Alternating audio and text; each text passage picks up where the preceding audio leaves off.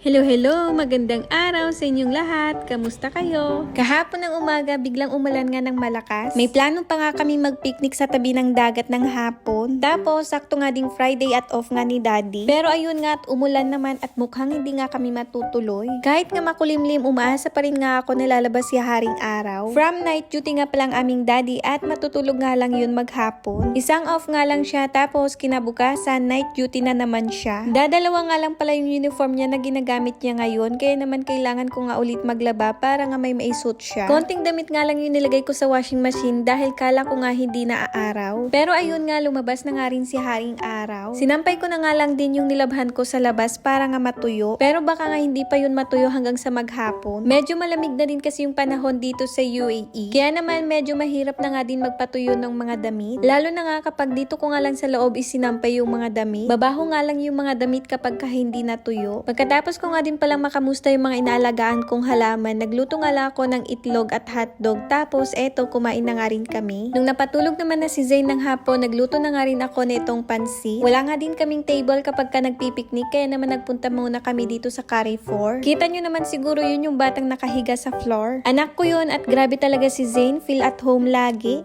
Char. So, dahil hindi na nga umulan ng hapon, kaya naman tinuloy na nga namin yung plano naming mag-picnic. Sobrang dami nga ding tao, kaya naman tuwang-tuwa nga rin si Zayn. Nakaisang subo pa nga lang siya ng pagkain at kung saan-saan na nga rin siya nagpupunta. Kaya naman mabilisang kain nga yung ginagawa nga namin ni Daddy. Ang dala nga lang pala naming pagkain ay pansit, hotdog, tapos pumili nga lang kami ng cake sa Pinoy Lomi, tapos milk tea na isa. Meron nga rin kaming kutkutin na chicheria. At nung natapos naman na kaming kumain, nakabuntot na nga lang lagi si Daddy kay Zayn. Paano takbo kasi ng takbo ang bata? Kala niya kasi hinahabol siya ng mga ibang bata pero hindi naman. Tawa pa nga siya ng tawa habang tumatakbo na parang mapapadapa pa nga. Pagkatapos nga namin kumain dun sa Umbrella Beach, lumipat nga kami dito sa Happy Exit Park. Hindi kasi inalaw etong motorbike ni Zayn. Ewan nga namin kung bakit. Akala siguro ng guard pinaparent namin sa ibang bata to. Yung bang hinuhulugan ng coins. Pero hindi naman, kaya naman napagdesisyon na nga lang namin na pumunta na lang dito sa Happy Exit Park. At least dito nga konti nga lang yung tao at makakapaglaro nga si Zayn. 11 PM na nga rin pala nung umuwi nga kami ng bahay. Ang galing na nga rin mag-drive ng aking anak. Akala ko nga mababangga siya at yung tatay, tiwalang-tiwala nga siya sa kanyang anak. O diba, naipasok ka ni Zayn yung sasakyan niya at hindi pa nga niya nabangga yung isang sasakyan niya. Bilang isang nanay, gusto ko ding itry etong sinasakyan nga ng aking anak. Parang gusto pa nga akong turuan ni Zayn sa pagdadrive. Nabili nga lang pala namin etong motorbike ni Zayn sa Nesto. Maaga nga ding pamaskong regalo ni Daddy kay Zayn.